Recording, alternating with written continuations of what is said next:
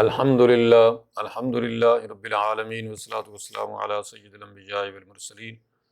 اما بعد فاعوذ باللہ من الشیطان الرجیم بسم اللہ الرحمن الرحیم۔ آج ہمارا تراویح میں پڑھا جانے والا سپارہ ہے 5واں، اور یہ سورۃ النساء ہے۔ اس کے اندر اللہ رب العزت نے جیسا کہ اس سورت کا نام ہے نساء، نساء کا مطلب ہوتا ہے خواتین، اور اس کے اندر خواتین کے بہت سارے مسائل، خصوصاً وہ خواتین کے جن کے ساتھ نکاح جائز ہے اور جن سے نکاح جائز نہیں ہے، ان کا تذکرہ تفصیل کے ساتھ کیا گیا ہے۔ اور اسی طرح سے اس صورت میں وراثت کے جو قوانین ہیں ان کو بھی تفصیل سے بیان کیا گیا ہے۔ اور سپارے کے شروع میں اللہ رب العزت نے وہ یعنی رشتے کے جن سے نکاح ممکن ہے اور وہ رشتے کے جن سے نکاح نہیں ہو سکتا ہے ان کا تذکرہ فرمایا ہے۔ اور اس کے بعد ارشاد فرمایا کہ اپنے مالوں کو باطل طریقے سے مت کھایا کرو، مطلب ایک دوسرے کے مال جو ہیں وہ باطل طریقے سے مت کھاؤ۔ لا تأکلوا اموالکم بینکم بالباطل الا ان تکون تجارۃ عن تراض منکم، کہ یہ جو مالی حقوق ہیں یا یعنی حقوق العباد ہیں، ان کا بہت زیادہ خیال رکھنے کا حکم دیا گیا ہے۔ اور خصوصاً مال کے معاملے میں چونکہ لوگ ایک دوسرے کے ساتھ ظلم زیادتی کرتے ہیں، تو اس لیے فرمایا کہ جب باہمی طور پہ کوئی لوگ اشتراک میں شامل ہوں، اشتراک انہوں نے کیا ہوا ہو کسی بھی کاروبار میں، معاملات میں، مالی معاملات میں، تو اس میں بہت زیادہ ضرورت ہے احتیاط کی۔ اور یہی وجہ ہے کہ اس میں حکم ہے کہ مالی معاملات کو لکھا جائے، اس میں بالکل ذرا ذرا حساب کیا جائے، تاکہ کسی کے ساتھ بھی کوئی ظلم زیادتی نہ ہونے پائے۔ جو بھی باہمی تجارت ہے، لین دین ہے، وہ باہمی رضامندی سے ہو، کسی کے ساتھ بھی کوئی ظلم زیادتی، ملاوٹ، دھوکہ بازی، فریب، ایسا معاملہ نہیں ہونا چاہیے۔ جیسے کہ آج ہم دیکھتے ہیں کہ تجارتی معاملات میں لوگ ایک دوسرے کو دھوکہ دیتے ہیں۔ اللہ کے پیارے حبیب صلی اللہ علیہ وسلم نے اتنی شدید وعید فرمائی ہے اس معاملے میں کہ من غشا فلیس منا، یعنی جس نے ملاوٹ کی وہ ہم میں سے نہیں ہے۔ اس قدر جو ہے وہ شدید وعید ہے۔ اور اسی طرح بلکہ اللہ رب العزت نے بھی ارشاد فرمایا کہ وَمَن يَفْعَلْ ذَلِكَ عُدْوَانًا وَظُلْمًا فَسَوْفَ نُصْلِيهِ نَارًا، کہ جو بھی کوئی ظلم زیادتی کرے گا کسی کے ساتھ مالی معاملات میں یا کسی بھی معاملات میں، اور خصوصاً مالی معاملات کا یہاں پہ ذکر ہو رہا ہے، تو فَسَوْفَ نُصْلِيهِمْ نَارًا، اللہ فرماتے ہیں کہ ہم اس کو جہنم کی آگ میں جھونک دیں گے۔ وَكَانَ ذَلِكَ عَلَى اللَّهِ يَسِيرًا، اور یہ اللہ تعالیٰ کے لیے بہت ہی آسان ہے، کیونکہ مالی معاملات یا حقوق العباد جو ہیں یہ بڑے سخت تر ہیں۔ ان کی معافی بندے کو توبہ استغفار سے نہیں ہوتی، یا حج کرنے سے یا عمرہ کرنے سے یا نمازیں پڑھنے سے یا جہاد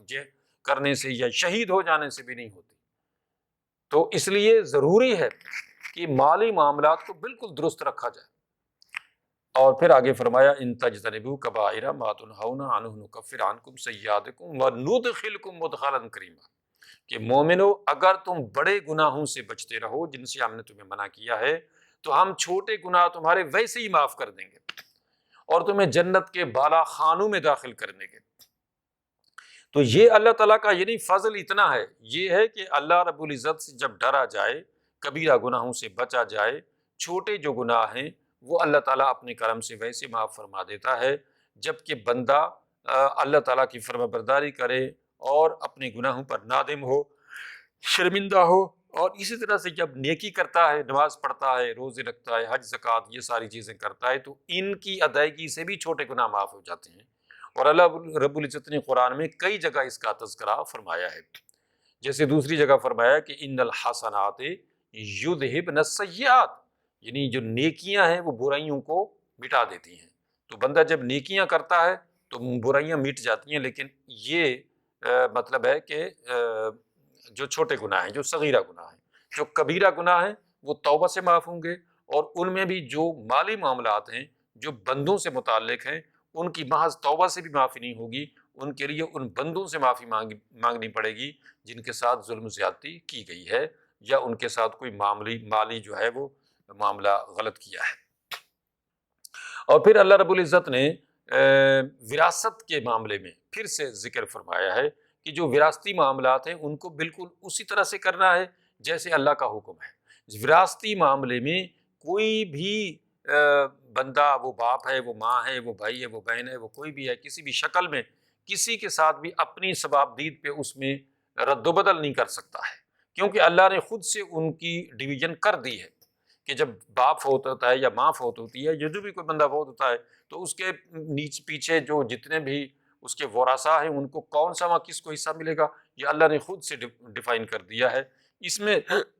کسی کے لیے بھی یہ نہیں چھوڑا ہے ثوابدیدی اختیار کہ وہ جو ہے وہ کسی کو کم دے دے، کسی کو زیادہ دے دے۔ جیسے کئی مرتبہ ہوتا ہے کہ بہنیں جو ہیں وہ اپنے اکلوتے بھائی کو یا ان کے جتنے بھی بھائی ہوتے ہیں عموماً اکلوتے بھائی کو ہی معاف کر دیتی ہیں۔ یہ بہت بڑی زیادتی ہے، اس لیے کہ وہ اپنے بچوں کو محروم کر دیتی ہیں، اور یہ اپنے دل سے وہ نہیں کر رہی ہوتی ہیں، وہ بھائی جو ہے ان کو اصل میں بلیک میل کر رہا ہوتا ہے اپنی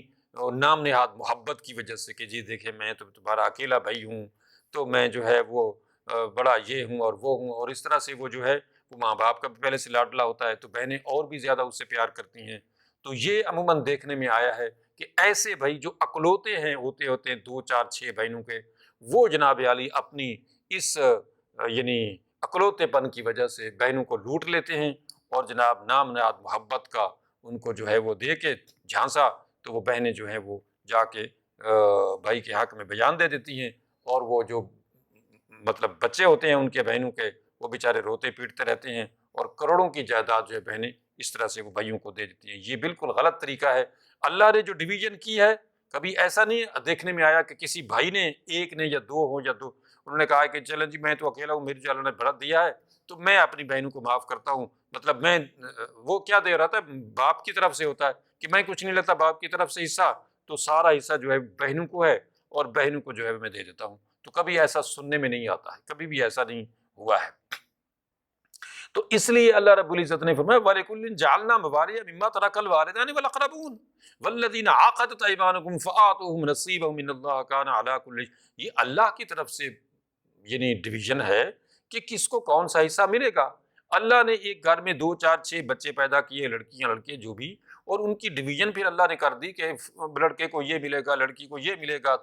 تو اب اس تقسیم میں اگر کوئی اعتراض کر رہا ہے تو وہ اللہ کی ڈویژن پہ، اللہ کی تقسیم پہ اعتراض کر رہا ہے، اور پھر اس کا نتیجہ بھی سوچ لیا جائے کہ بھئی یہ بندے ایسا جو کر رہے ہیں تو ان کے ساتھ پھر کیا ہونے والا ہے۔ پھر آگے اللہ رب العزت نے ارشاد فرمایا کہ خواتین کے حقوق سے متعلق کہ ان کے حقوق کا پوری طرح سے خیال رکھا جائے، اور خواتین جو ہیں اگر یعنی میاں بیوی کے جھگڑے کے درمیان میں اگر معاملہ اس طرح کا ہو جائے تو وَإِنْ خِفْتُمْ شِقَاقَ بَيْنِهِمَا فَابْعَثُوا حَكَمًا مِّنْ أَهْلِهِ وَحَكَمًا مِّنْ أَهْلِهَا إِنْ يُرِيدَا إِصْلَاحًا يُوَفِّقِ اللَّهُ بَيْنَهُمَا، کہ میاں بیوی کے درمیان میں جھگڑا ہو جائے تو دونوں سائیڈ کے، میاں اور بیوی دونوں سائیڈ کے جو بڑے بوڑھے ہیں وہ اکٹھے ہو کے اس مسئلے کو سلجھائیں، خصوصاً جو ماں باپ ہیں ظاہر ہے، یا بہن بھائی ہیں، یا جو بھی ہیں اقرب جو ہیں قریب ترین جو رشتہ دار ہیں، وہ اس رشتے کو سلجھانے کی کوشش کریں کہ کس کا قصور ہے، عورت کا، مرد کا، اور اس میں مسئلے کیا ہے اس کو حل کرنے کی کوشش کریں، نہ کہ وہ تماشا دیکھتے رہیں اور یہ جناب بھاگ جائیں ادھر کورٹ میں اور پھر جناب دونوں کو نیچا دکھانے کی کوشش کریں جیسا کہ عموماً دیکھنے میں آتا ہے۔ تو یہ اور زیادہ مسئلہ جو ہے وہ الجھ جاتا ہے بجائے سلجھنے کے یا سیدھا ہونے کے۔ اور پھر اللہ رب العزت نے ارشاد فرمایا کہ وَاعْبُدُوا اللَّهَ وَلَا تُشْرِكُوا بِهِ شَيْئًا وَبِالْوَالِدَيْنِ إِحْسَانًا، اللہ کی عبادت کرو، اللہ کے ساتھ کسی کو شریک مت کرو، اور والدین کے ساتھ احسان کرو، جو تمہارے رشتہ دار ہیں، جو یتیم ہیں، مسکین ہیں، جو پڑوسی ہیں، ان سب کے حقوق کا خیال رکھو، اور اس طریقے سے اللہ رب العزت کی طرف سے جو انسانی حقوق بتائے گئے ہیں ان کا پوری طرح سے خیال رکھو۔ اور اس کے بعد اللہ رب العزت نے ارشاد فرمایا کہ یا ایھا الذین آمنوا لا تقربوا الصلاۃ وانتم سکارى حتى تعلموا ما تقولون ولا جنبا الا عابری سبیل حتى تغتسلوا، یعنی اے مسلمانوں جب نماز کے قریب، جب نماز پڑھنے لگو تو اس حالت میں پڑھو کہ تم نشے میں نہ ہو۔ چنانچہ یہ پہلا ابتدائی حکم ہے، یعنی نشے کو روکنے کا، یا شراب نوشی یا اس طرح کی نشے کی اشیاء کا۔ اس کے بعد پھر اللہ رب العزت نے سورۃ بقرہ میں جیسا کہ ہم پڑھ چکے ہیں، یا آگے سورۃ انعام کے اندر جو ہے، مائدہ کے اندر جو ہے پوری طرح سے اللہ تعالیٰ نے اس کا یعنی سدباب کر دیا کہ نشہ شراب کا ہو، کسی بھی چیز کا ہو، وہ بالکل ہمیشہ کے لیے حرام ہے، اور اس سے بالکل منع کر دیا گیا ہے کہ نشہ بالکل نہیں کرنا ہے، وہ شراب ہو، وہ کوئی بھی شکل ہو۔ اور پھر اللہ رب العزت نے ارشاد فرمایا کہ اگر تم اس حالت میں ہو کہ تمہیں نہانے کی ضرورت پڑ رہی ہے یا وضو کرنے کی ضرورت پڑی ہے، لیکن فلم تجدوا ماء فتیمموا صعیدا طیبا،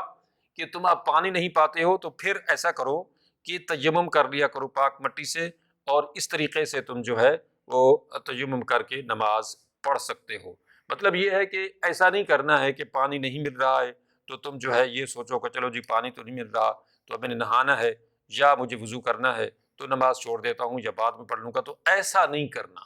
نماز اپنے ٹائم پہ پڑھنی ہے، ہاں تم تیمم کر لو اور تیمم کر کے نماز پڑھ لو اور تمہاری طرف سے نماز ادا ہوگی۔ اس کے بعد بے شک پانی مل بھی جائے تو دوبارہ تمہیں اس کو لوٹانے کی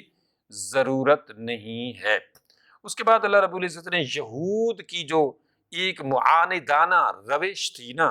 سرکشی والی روش، اس کا بیان فرمایا ہے، اور یہ روش آج بھی موجود ہے، یہ روش آج سے صدیوں پہلے بھی موجود تھی، اور اس کا تذکرہ اللہ نے اس طرح سے فرمایا کہ ام لہم نصیب من الملک فاذا لا یؤتون الناس نقیرا، یعنی یہودی جو ہیں یہ ایسے بدبخت ہیں کہ اگر ان کے پاس کوئی حکومت ہو، ان کے پاس کوئی اختیار و اقتدار ہو، تو یہ کسی کو بھی ذرا بھی نہیں دیں گے۔ اس کے بعد اللہ رب العزت نے منافقین کا تذکرہ فرمایا ہے، اور منافقین کے بارے میں فرمایا کہ فما لکم فی المنافقین فئتین واللہ ارکسہم بما کسبوا، کہ منافقین کے معاملے میں کبھی بھی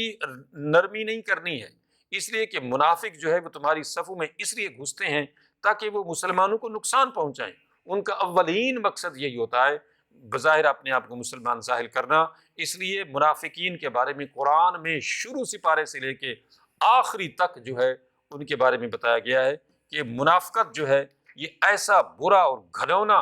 جرم ہے کہ اللہ رب العزت نے فرمایا کہ ان المنافقین فی الدرک الاسفل من النار، کہ منافق جو ہے وہ جہنم کے سب سے نچلے درجے میں جائے گا، اس لیے کہ وہ دھوکہ دینے کی کوشش کر رہا ہے اللہ کو، رسول صلی اللہ علیہ وسلم کو، مسلمانوں کو اور اسلام کو نقصان پہنچانے کے لیے اس نے یہ لبادہ اوڑھا ہے، لہٰذا اللہ رب العزت نے اس کو جہنم کے سب سے نچلے درجے میں عذاب دینے کا اعلان فرمایا ہے۔ اور باقی شرک کے بارے میں قرآن مجید میں اسی سپارے میں اللہ نے 2 مرتبہ یہ حکم فرمایا ہے کہ ان اللہ لا یغفر ان یشرک بہ ویغفر ما دون ذلک لمن یشاء، یعنی شرک واحد جرم ہے جس کی معافی بالکل نہیں ہے، اللہ اس کو بالکل معاف نہیں کرے گا۔ ہاں شرک کے علاوہ جس کو چاہے گا جو گناہ اس کا ہے وہ معاف فرما دے گا اگر چاہے گا اللہ تعالیٰ، لیکن شرک کی اللہ نے فرمایا میں نے بالکل کوئی معافی نہیں دینی ہے، اس لیے شرک سے بچو، شرک کا ذرا بھی شائبہ زندگی میں نہیں آنا چاہیے، اس لیے کہ انہ من یشرک باللہ فقد حرم اللہ علیہ الجنہ، کہ جس نے بھی اللہ کے ساتھ کسی کو شریک ٹھہرایا نا تو اللہ تعالیٰ نے اس پر جنت ہمیشہ کے لیے حرام کر دی ہے۔ اور پھر فرمایا کہ ما یفعل اللہ بعذابکم ان شکرتم وآمنتم وکان اللہ شاکرا علیما، دیکھو میرے بندو کہ اللہ تعالیٰ تمہیں عذاب دے کے کیا کرے گا اگر تم اللہ کے نیک بندے بن جاؤ، اگر تم اللہ کے فرما بردار بندے بن جاؤ